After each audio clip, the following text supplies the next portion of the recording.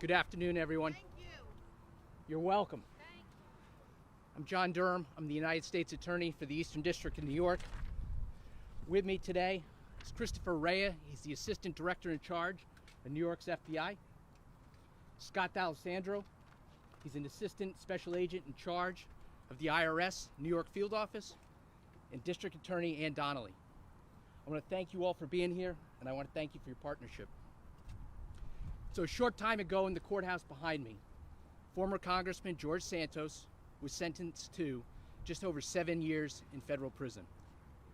He was also ordered to pay more than $370,000 in restitution and forfeit more than $200,000. And that restitution will go to his victims. Now, 8 months ago, Santos appeared in the same courthouse and he pled guilty. He pled guilty to wire fraud and aggravated identity theft. He admitted to engaging in a brazen crime spree that took place over a period of years. He stole personal identities and financial information of campaign contributors, made unauthorized transfers of money to his campaign and to himself personally. He defrauded prospective political supporters by convincing them to make campaign contributions based on false statements, and then he took the money for himself.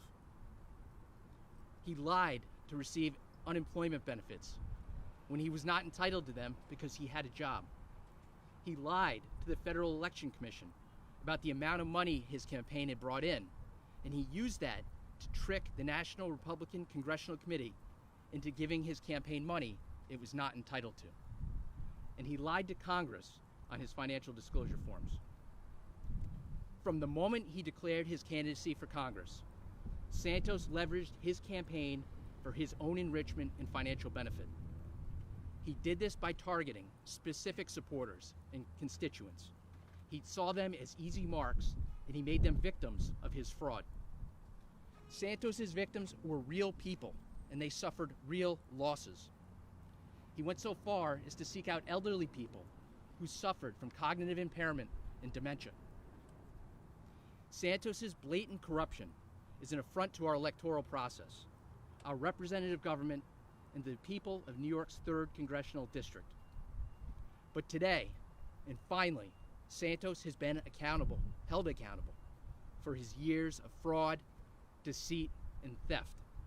He's going to federal prison, and he's going to be punished for his staggering fraud, the abuses he put on our electoral process, for mocking our democratic institutions, and most importantly, for betraying and defrauding his supporters, his voters, his donors, federal agencies, state agencies. Today's sentence demonstrates that this egregious conduct will not and never will be tolerated. Now, Santos has been held accountable thanks to the tireless efforts of prosecutors from the Department of Justice and investigators from the FBI, IRS, and Nassau District Attorney's Office. I want to commend several people in particular. Assistant United States Attorneys Ryan Harris, Anthony Bagnola, and Laura Zuckerwise, Paralegal Specialists Rachel Friedman and Denora Roscoe from this office, Trial Attorney John Taddy from the Department of Justice Public Integrity Section, Special Agents Katrina Lapruta and Ken Hosey, and Intelligence Analyst Julianne Wolf from the FBI, Nassau County District Attorney's Office Detective Investigator Gavin Shea, and IRS Special Agent Samantha Keldek. I'm not done. In conclusion, I want to assure the public and all of you that came out today that your faith in the government and our criminal justice system is warranted. Santos's disgraceful and greedy conduct has been exposed, and at last he's been brought to justice. And that same fate awaits those in public service at any level, state, local, or federal, who abuse their positions, and serve themselves and not the people they represent. Officials who lie and steal and defraud will find themselves in a courtroom, and they will learn, as George Santos has, that there's a serious price to pay for corrupt behavior. No one is above the law. So with that, I'm going to turn things over to FBI Assistant Director in Charge, Christopher Rea. Geo Three thanks you. Thank you. Thank you. Thank you. Thank you, John. Good afternoon. My name is Christopher Rea. I'm the Assistant Director in Charge of our New York office.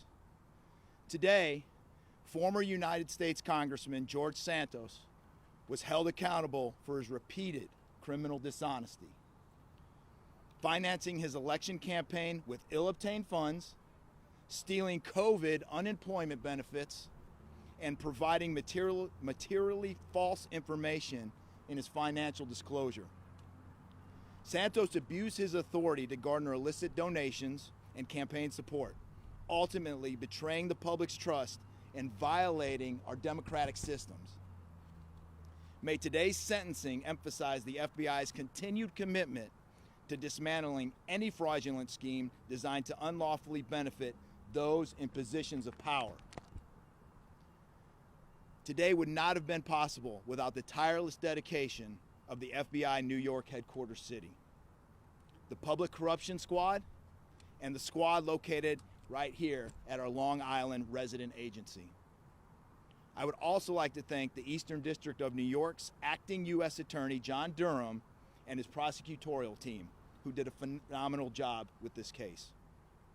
Additionally, I want to extend my appreciation to the Department of Justice Public Integrity Section, IRS Criminal Investigative Division, Department of Labor's Office of Inspector General, and the Nassau County District Attorney's Office. The collective efforts across all agencies ensure justice was delivered today. I'll now turn it over to ASAC D'Alessandro from IRS. Thank you. Good afternoon, everyone. My name is Scott D'Alessandro. I am an Assistant Special Agent in charge with IRS Criminal Investigation here in the New York Field Office. I would like to begin by thanking the U.S. Attorney for the Eastern District of New York, John Durham, for hosting today's press conference and also for overseeing this important investigation through to its conclusion today. I would also like to thank the FBI's New York Field Office as well as the Nassau County District Attorney's Office for their incredible work on this case. Special agents from IRS-CI specialize in following the movement of illicit funds. This is exactly what the agent on this investigation did, tirelessly combing through financial records to determine how funds were spent. It became evident that Santos used his position as an elected official and public servant to conduct criminal activity. While U.S. campaign finance laws are designed to promote transparency in our electoral process, Santos willfully participated in a scheme to defraud not just his supporters, but also the United States government. This type of financial fraud is not a victimless crime. The American people, his constituents, his co-members in Congress, as well as his supporters and donors, are all victims in this case. These are individuals that place their trust in Santos to not only represent them, but to utilize their donations in accordance with the law. Santos instead used these donations for his own personal enrichment. Today's sentencing means that Santos will now experience the full cost of his deception. IRS Criminal Investigation will continue to work with our law enforcement partners and the U.S. Attorney's Office to investigate anyone who seeks to defraud or abuse the American financial system or the public for their own gain. While the agents at IRS-CI have known since our inception 100 years ago, is that the money trail will not lie. I now pass the podium over to Nassau County District Attorney Ann Donnelly. Thank you. Thank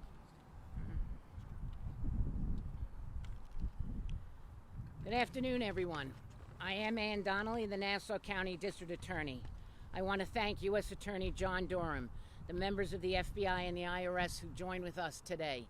It is because of our continued partnership together, working together, that we were able to get the conclusion today that we did. And what a conclusion it is.